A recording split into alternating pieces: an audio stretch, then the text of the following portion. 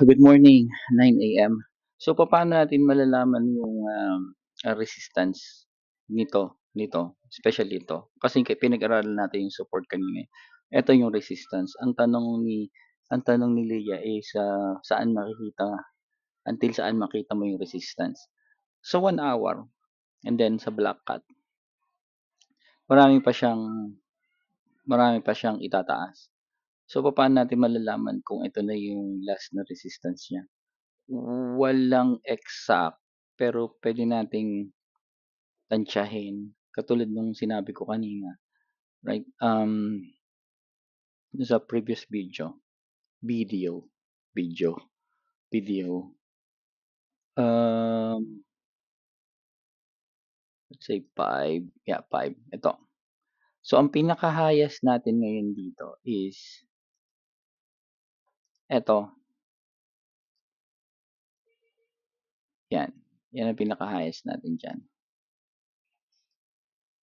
'Yan ang, latest resistance natin for now, right? Pero ang kailangan niyang i-break para malaman mo na yan na yung last na resistance niya is eto. Ito yung pinakamalakas.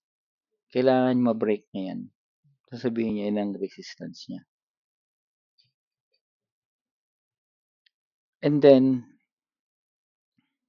of course, pag na-break netong mga candle na to yung resistance na yan, hindi yan yung last na resistance, right? Pero sa 1 minute, etong pinaka-high mo. Sa ngayon, pag kumuha ka ng parallel dyan sa pinakataas mo, right? Ang kailangan niyang i-break para maging yan ang resistance mo is yung to, last na support, last na pullback. Ito yung major, pero ito yung high, ito yung high, right? Ayan ang high. Ito yung major. Ito yung minor pullback. Kasi line lang, hindi candle. So, minor pullback. So, malalaman mo na dito sa leg na yan, yan na ang last na resistance mo. Yan ang pinakamataas na resistance mo.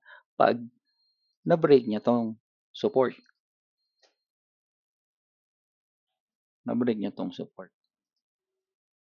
yan na yung last na resistance mo. Yun lang ang way na pwede mo siyang malaman na dito sa leg na 'to. And then and then puwede mo 'tong puwede mo ngayon 'pag na-break kasi 'to, puwede mo 'tong i-short. So, ang mangyayari diyan is from here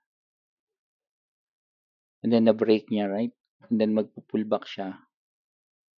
Kung saan siya mag-pullback, eto ngayon ang resistance mo na pangalawa. Ayun yung last resistance mo. Ito yung last resistance mo.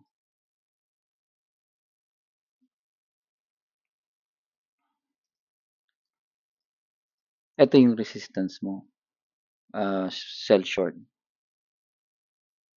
Yan ang sell short mo.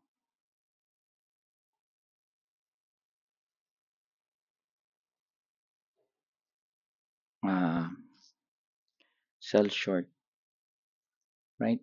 And then, dyan din ang TP mo. TP, SL. Yan din ang SL mo. Doon, pero mataas. Ang SL mo is dito din. Stop loss. Ngayon, kung ang gagamitin mo ay yung pre-market mo is saan na break? Dito na break. Ano yung pinakamataas? Yun ang pinakamataas. Dito ang pre-market entry mo. Sell short. And then, dito lang ang SL mo. Ang SL. Yan. Gano'n din ang paggawa sa support, kabaliktaran mo nga lang, 'di ba? So, kailangan may ma-break para malaman mo kung yun na yung last na resistance mo. Kailangan may ma-break para malaman mo kung yun na yung last support mo. May mga minor na support. Ito yung last na support before yung pinakamataas. Yan yung pinakamataas, ito yung last na support. Yan ang unang-una niyang ibe-break dapat para malaman mo kung yan na yung resistance mo. Ngayon, kung kung naka-long ka, binrake niya 'to, bumalik, mag-sell ka na dito kung saan siya bumalik. Yan na yung maximum na kikitain mo. Or kung gusto mo dito ka mag-sell sa pre-market, maximum din nakita yan. Kaya lang kung hindi siya bumalik dito, aangat pa yan. Aangat pa yan. Hindi yan yung last na resistance mo. Makatulong. Sana nasagot kita. Okay.